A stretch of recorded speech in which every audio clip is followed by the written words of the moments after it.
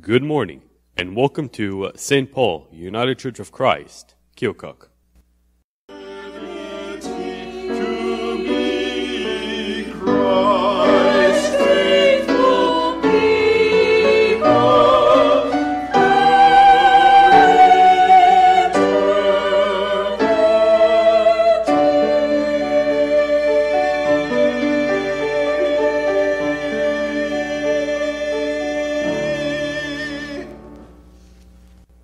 I'd like the children to come forward at this time, and they can help me begin this sermon in which we look at doubt a little bit.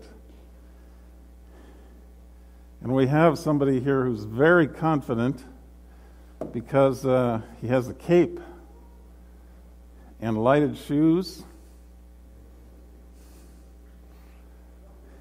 and can even walk backwards. Amazing. What does it say here?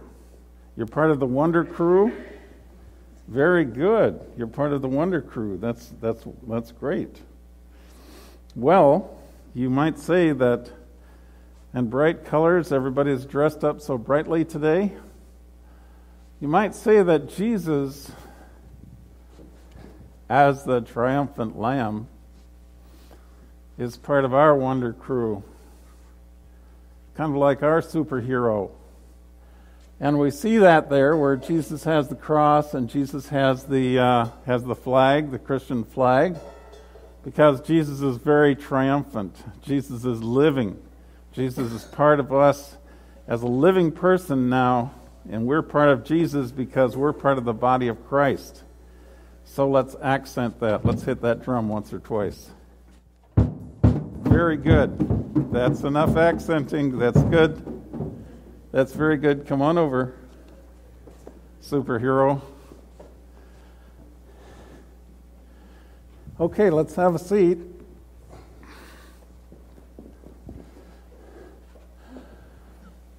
You can't fly to the piano, no. I'll just let you know that you could try, but you probably wouldn't be able to make it. Yeah. When Jesus came into the world, it was a wonderful thing. But when Jesus rose from the dead, that was something that people sometimes had a hard time believing. What if somebody would rise from the dead? What would you think? You wouldn't know what to think, huh? No. Not really. Not really, no. Well, actually, the same thing happened for the people of Jesus' time. They didn't know what to think because this is something that hadn't really happened before. So they didn't know how to take that. And sometimes it was hard for them to believe, but they had a fellow by the name of Thomas. Can you say Thomas? Thomas. Doubting Thomas. Doubting Thomas. Doubting Thomas. Yeah. Doubting Thomas. Oh, yeah, I like the way you say that, doubting Thomas. And he had to see, actually, Jesus' body. Jesus had to appear. And he had to see the nail holes in the hands. And he had to see where they put the spear into his side before he would believe. Have you ever had it where you want people to show you? You want people to show you something before you're going to believe it? Yeah. Well, there are people just south of here who have the same idea in Missouri. I wasn't going to mention that, but I did. Show me. Well, that's good. That's good. But faith is good too.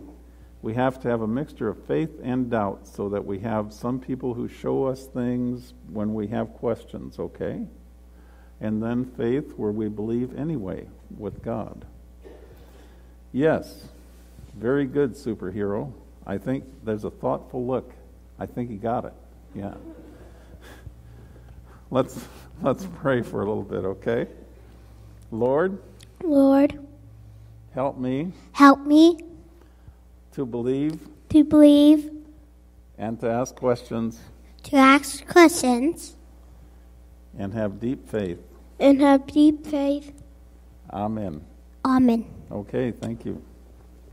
Often we like to have proof of things, especially if they seem to be unusual, especially if we have some questions about things. We want to have some proof. We ask questions because we like to say, where's the proof? A long time ago, there was a commercial on TV, and some of you may remember it, where it said, where's the beef? And Thomas is saying, where is this living person? You see, in the commercial there, the implication was that other places did not have the beef, but McDonald's did, or something along those lines. Wendy's, was it Wendy's? Details, she helps me a lot. All right, so Wendy's had this where's the beef thing. And when we look at the resurrection, we like to consider what the possibilities are. And also we're a little bit afraid to take that step that we need to take in faith because we might be disappointed. If it wasn't the case, then we might be disappointed. And instead of being disappointed, well, we would rather just not believe for a while and suspend judgment and wait until we have further proof. There's another commercial about that. Hopefully I'll get this one right. It's about a person who's checking out at a pet store. And you know, rabbits have a tendency to reproduce. Have you noticed that about rabbits? Well, there's a pair of rabbits sitting on the counter. The clerk is asking, I got to have more ID. I have to have more ID. More ID. Before you can actually, cash a check or something like that, have to have ID.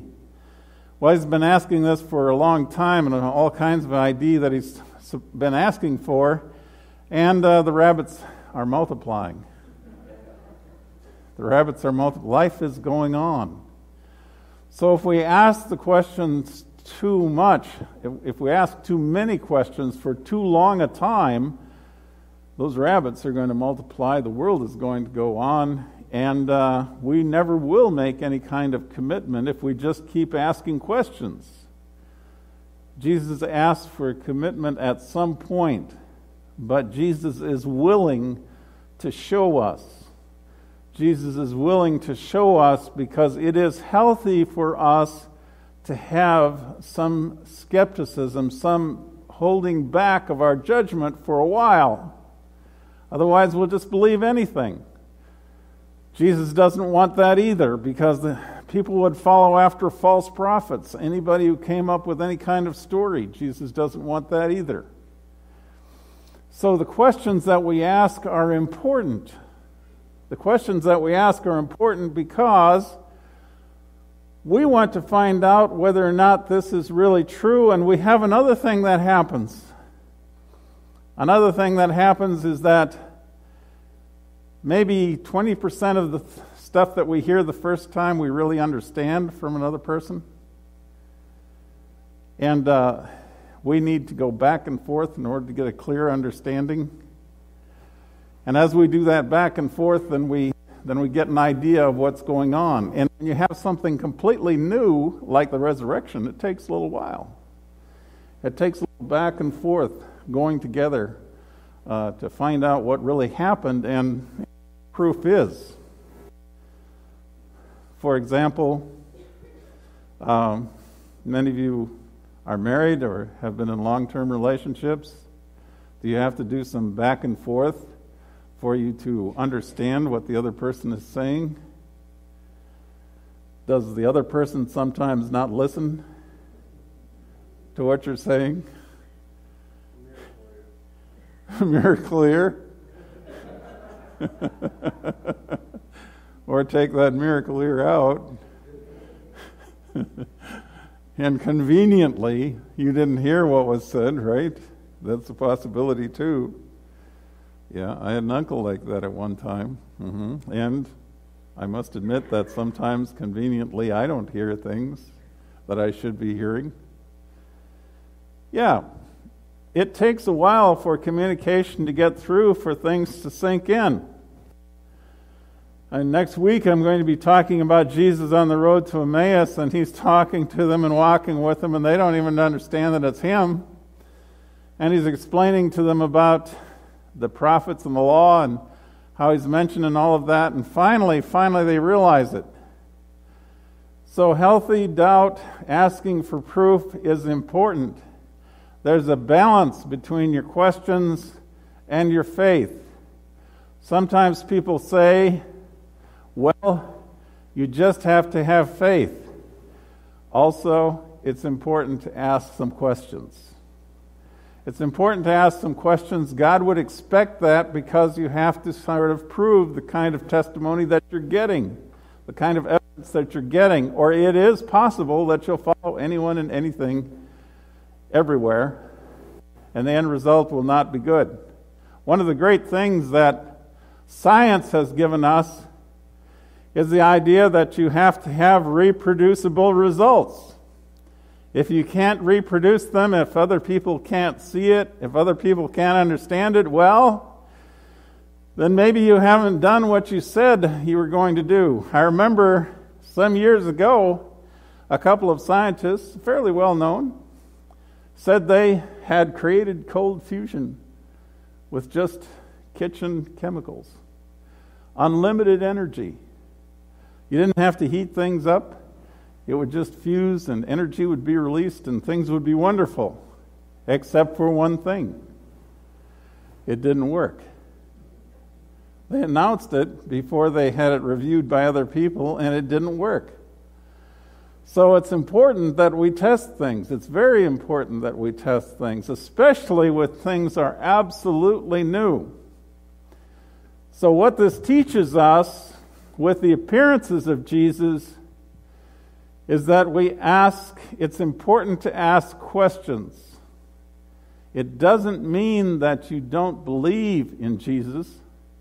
It's just that when something completely new comes, you ask the questions. But then there's another thing. You have to be open to the answers.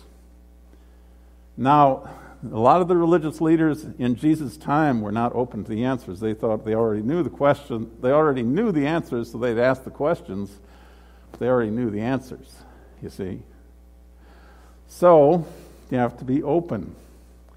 Have you ever asked a question or been asked a question where the people were not open to the answer?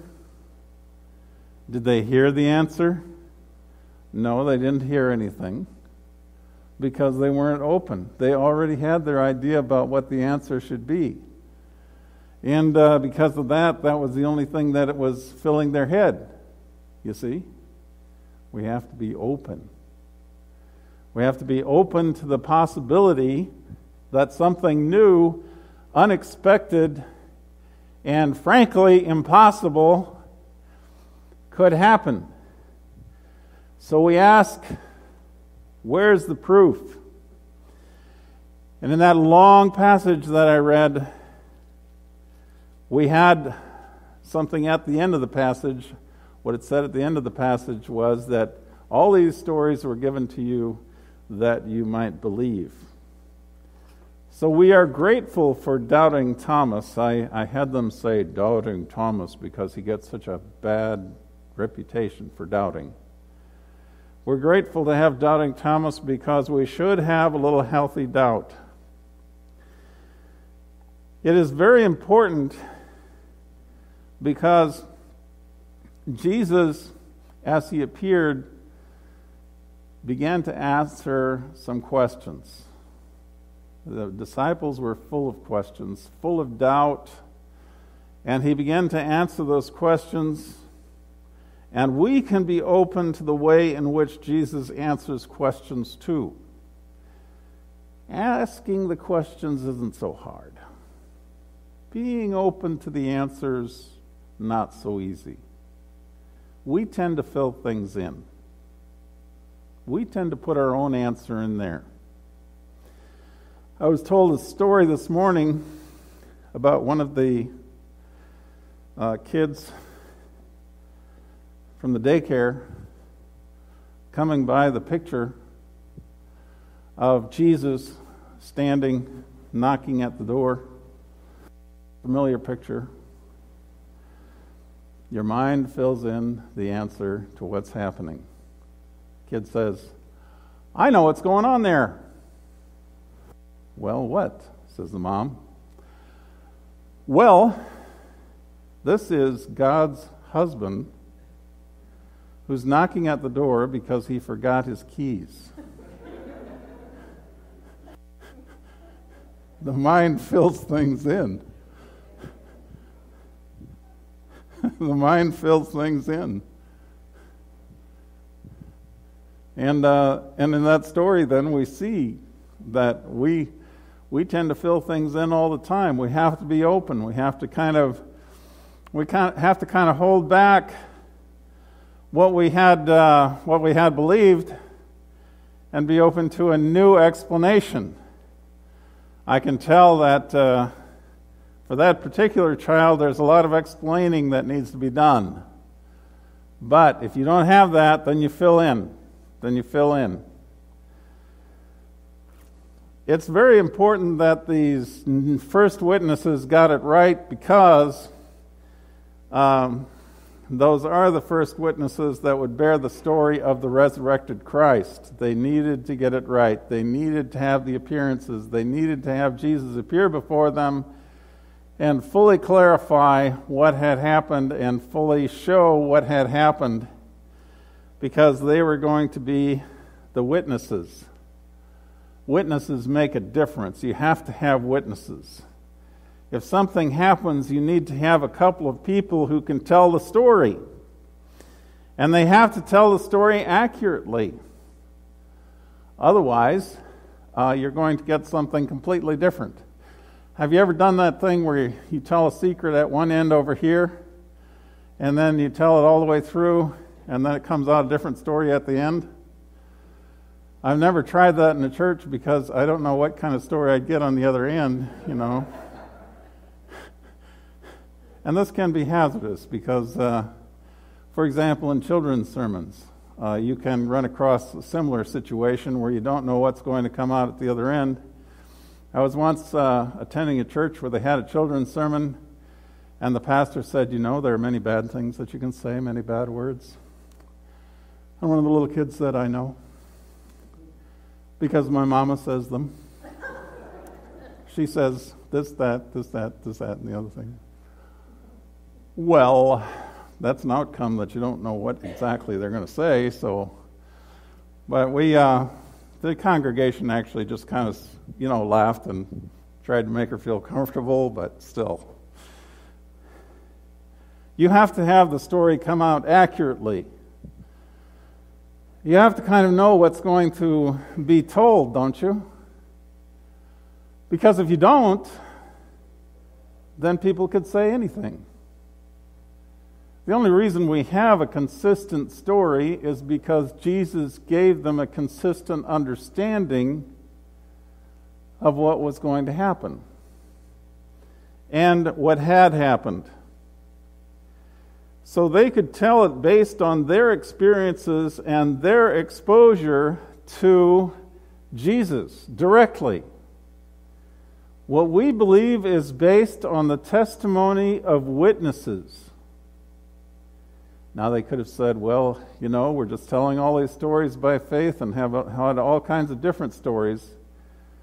There's a mixture of faith and asking questions and then openness to hearing the story accurately. So we are grateful for Doubting Thomas. He carries it, to the next level.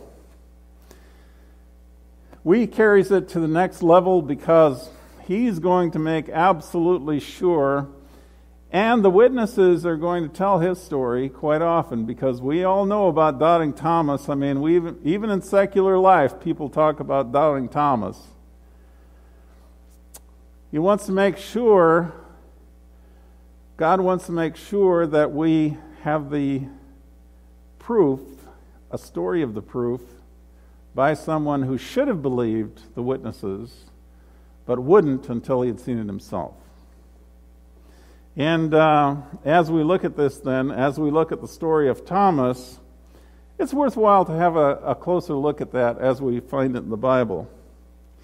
So the other disciples told him, "We have seen the Lord."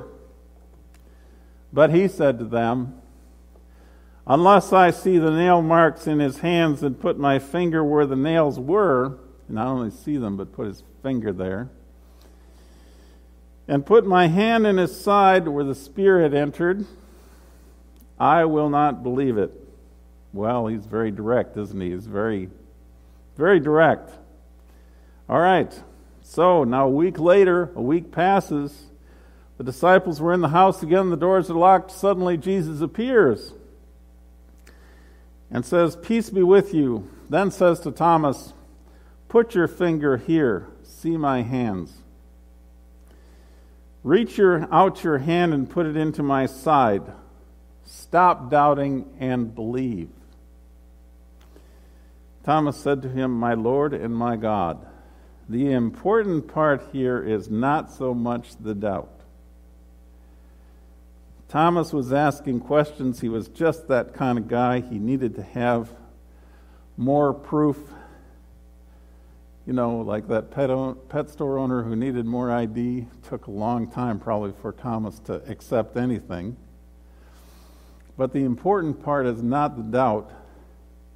It's the openness. It's the openness. He was open to the new reality of the risen Christ.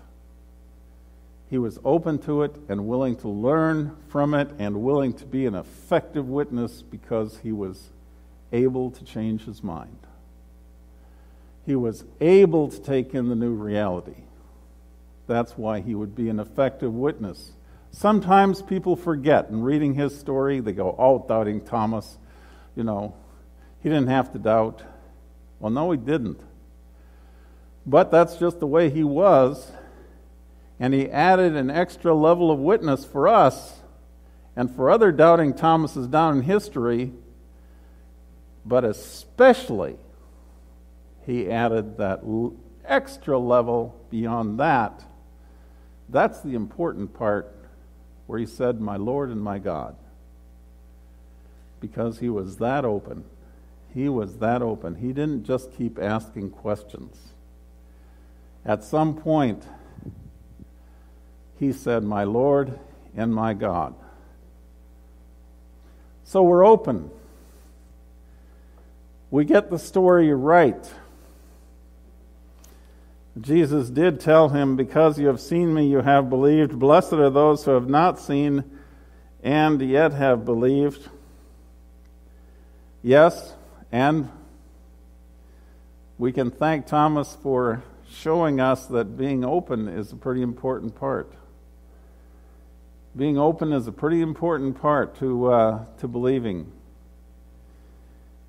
And I'm thinking that Jesus probably said, "Blessed are those who have not seen and yet have believed," a little bit tongue-in-cheek, because actually, I think to an extent, Jesus may have liked Thomas and the way in which he looked at things and how open he was. I think the openness is really what made the difference.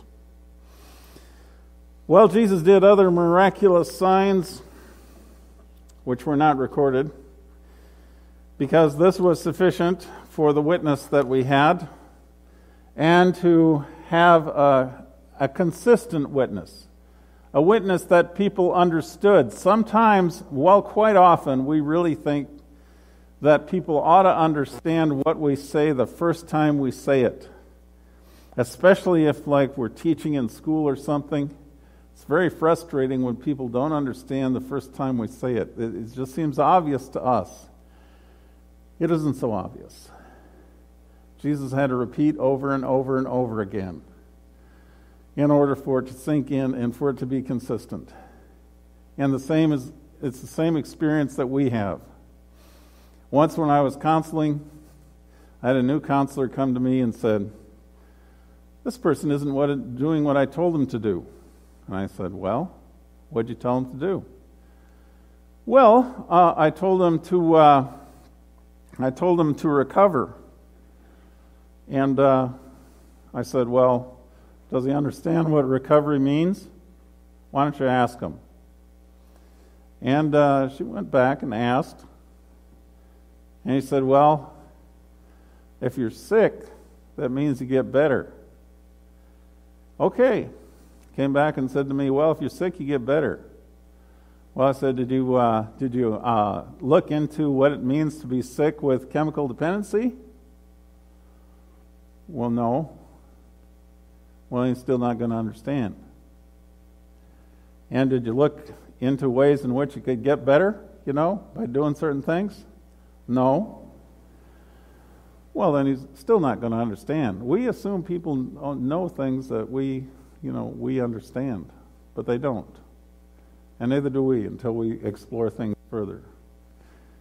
It's worth emphasizing that Jesus had a tremendous task in getting his disciples to tell a story which has stayed consistent all this time. Many years have passed, and yet we still have the same story, the same old story told many times of how Jesus has arisen. And it's very important that we have that authenticity, that we have an accurate story, that people were open, that they asked questions, even like Thomas. Authenticity is very important for the resurrection.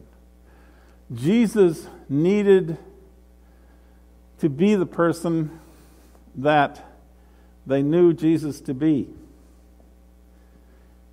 And we had the story of how Jesus was raised and then was recognized as the teacher at the tomb. We have the story of how Jesus was recognized in his appearances. But wouldn't people ask the question, Jesus, is it you? Is it the Jesus that we know?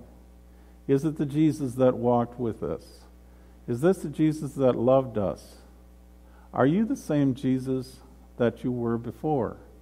With the change of the resurrection, of course, with the change that you can appear here and there without entering a door. But still, is it you? That's what we're looking for. That's the emotional part. You can stick your fingers into the nail wounds, you can stick your hands into the side, but don't you want to have it be the Jesus that you're accustomed to? And the disciples established that too. That it was the same Jesus. That Jesus had not changed so much that Jesus was not recognizable. It was the same Jesus who walked among them. It was the same Jesus who raised Lazarus. We too want to follow our familiar Lord. Let's also ask questions for our modern age. Ask questions relating to how we can make Jesus real. In telling the story again to people who are around us in our modern age. Let's follow that familiar Lord in our modern age, who advocates for the Father, with the Father for us in heaven now, because he loves us in the same way that he did when he walked among us. And we love Jesus in the same way as well. Is it you? Yes, Jesus says, it is I. You see, we have the proof that comes from the questions, and we have the emotional attachment. When we're open to both, we can witness effectively in our modern world to our risen Lord. Amen. You have been listening to St. Paul United Church of Christ, 2030 Plank Road, Keokuk. Join our worship service at 10 a.m. with fellowship hour immediately following. Until next week, may God bless.